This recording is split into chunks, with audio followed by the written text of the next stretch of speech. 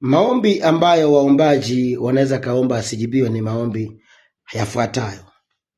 Yaani wewe unajisikia vibaya mtu mwingine akipata kitu.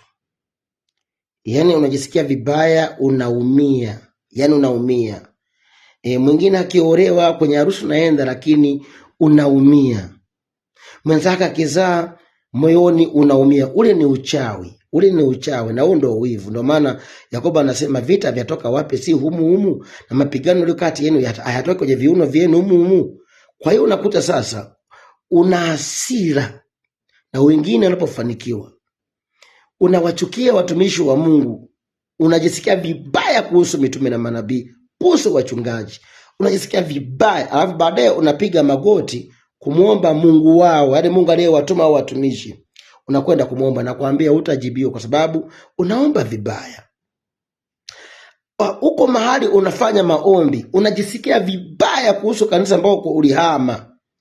Unamchukia mtumishi pa unapachukia. Wakati wewe unapochukia, unapokuwa na hasira, baba wa hasira ni nani? Umenielewa? Usifanye vita na mahali uliwahi kupahama. Usipachukie mahali uliwahi kupasali na ukaondoka.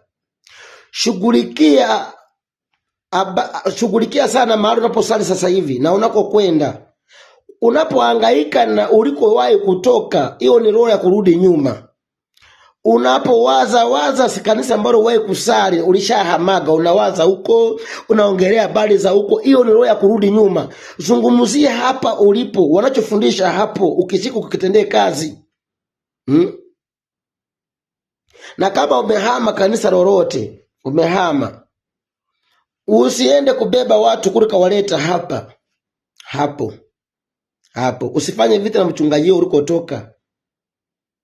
Atakaposikia akalia mbele za Mungu, kuna vitu vitakufuataga.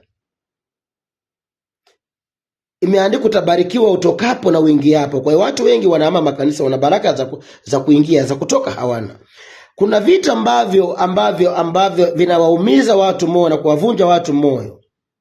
Kama watu wale kusaidia, wale kushika mikono, wale kukuombea, umejizima data, umejisahau, yani hukumbuki lolote na unawasema vibaya. Lakini kumbuka, lakini hao watu wale kushika mikono, hao watu waliwahi kukuombea, hao watu waliwahi kukusapoti, hao watu kuna wakati waliwahi kumsihi Mungu kwa ajili yako, hao watu wale kusimamisha. Watu kama hao wana maumivu makali sana juu yako. Na wewe sasa unakuwa ni agent, unatumika kuwavunja moyo. Mtu mwingine akija ana shida ya kweli kweli, hawatamsaidia kupitia wewe. Kwa nini unafanya hayo? Kwa nini unafanya hayo? Usiliite kanisa lile lina nguvu za giza wakati kuna vitu ulipata ukiwa pale.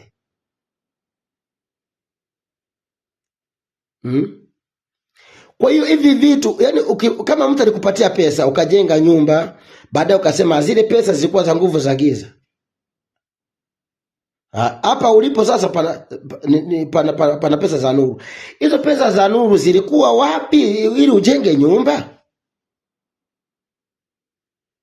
Mtu anampa mtu gari, mtu anachoma gari, anasema lile gari bwana, yule mtu ni wa nguvu za giza. Ninyi wa nuru mnaomwambia hayo, mlikuwa wapi kumpa gari la nuru huyu mpaka mtu wa giza anampa gari? Vyote hivyo vinawavunja moyo watu ambao wametumwa na Mungu kuwashika watu wengine mikono, kuwasimamisha watu wengine mikono. Wewe ni agent.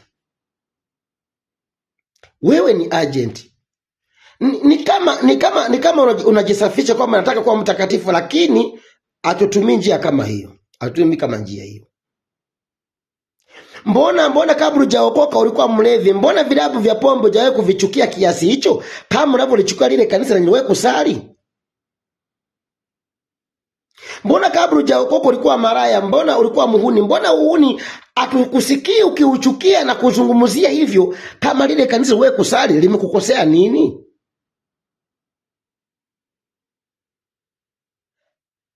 Okay.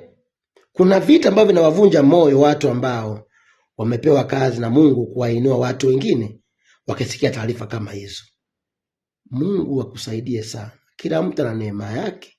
Unapomchukia mtu kwamba ni sio sahihi, unamchukia paka mwilini, manake wewe na yeye wote hamuko sahihi. Siku mkifa mtakutana sehemu moja. Na kama kuna mtu unasema sio wa mbinguni wa kuzimu, je, mkija kukutana naye mbinguni utamwambia Yesu na malaika mfukuzeni huyu? Wengine waliajiriwa asubuhi, wengine mchana, wengine jioni.